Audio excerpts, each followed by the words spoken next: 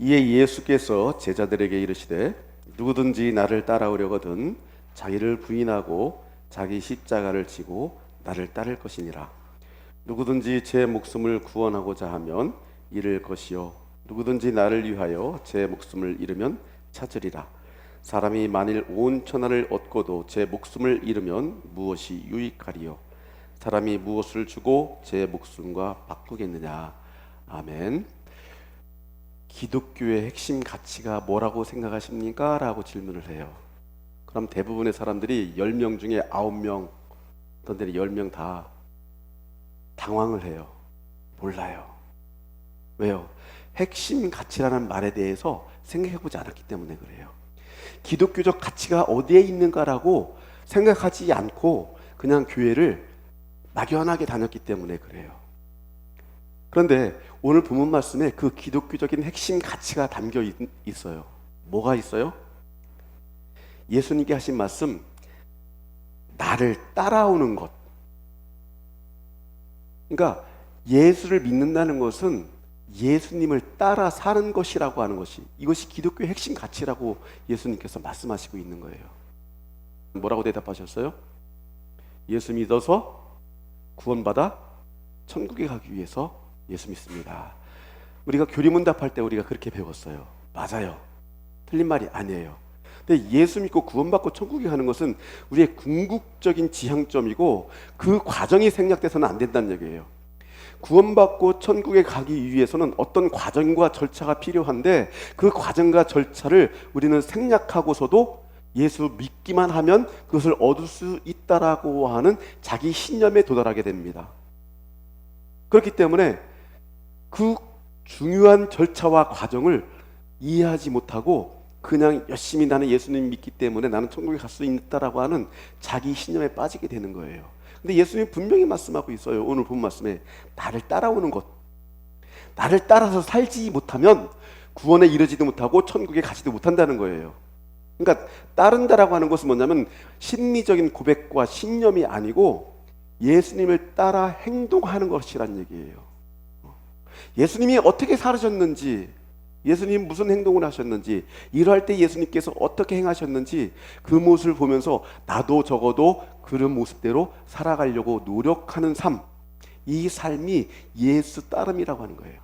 예수를 믿는다는 것은 초대교회의 사회 상황에서 주어지는 신앙 고백이었습니다. 왜 그랬어요?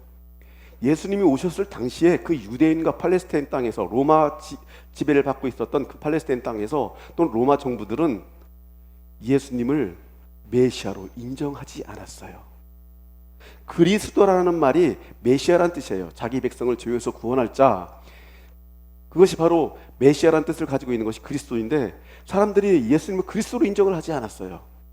그래서 초대교회가 가지고 있는 가장 큰 신앙 고백, 가장 급박한 선언은 뭐냐면은 예수님은 그리스도시다라는 사실을 믿는 것, 사람들에게 믿게 하는 것, 이것이 가장 큰 과제였었어요. 그리고 예수님만 믿기만 하면은 축복을 받고 우리 가정이 잘 되고 사업이 잘 되고 자녀들이 공부를 잘하고, 이런 식의 어떤 우상의 관념, 미신의 관념으로 믿음이 이렇게 변질되고 변곡되어 버렸어요. 교회 안에 그래서 이제는 믿음의 문제가 아니에요. 우리는 예수님이 그리스도라는 사실을 우리는 다 부인하지 않잖아요. 그죠?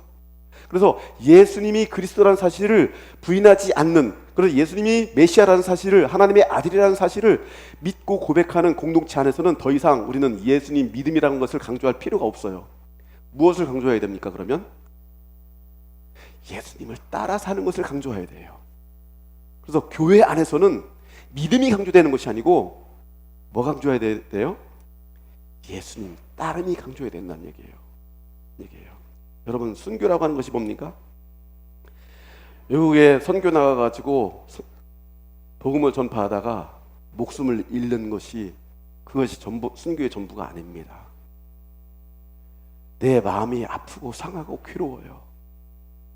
내가 마음을 다 쏟아주고 내가 참아주고 인내해줬음에도 불구하고 그 사람이 자기 입장을 끝끝내 버리지 않고 끝끝내 고집하면서 내 마음을 무너지게 만들 때, 그래도 한 발짝 뒤로 물러서서 그래도 내가 인내하고 참는 것, 내 마음에 하고 싶은 말을 입에서 참고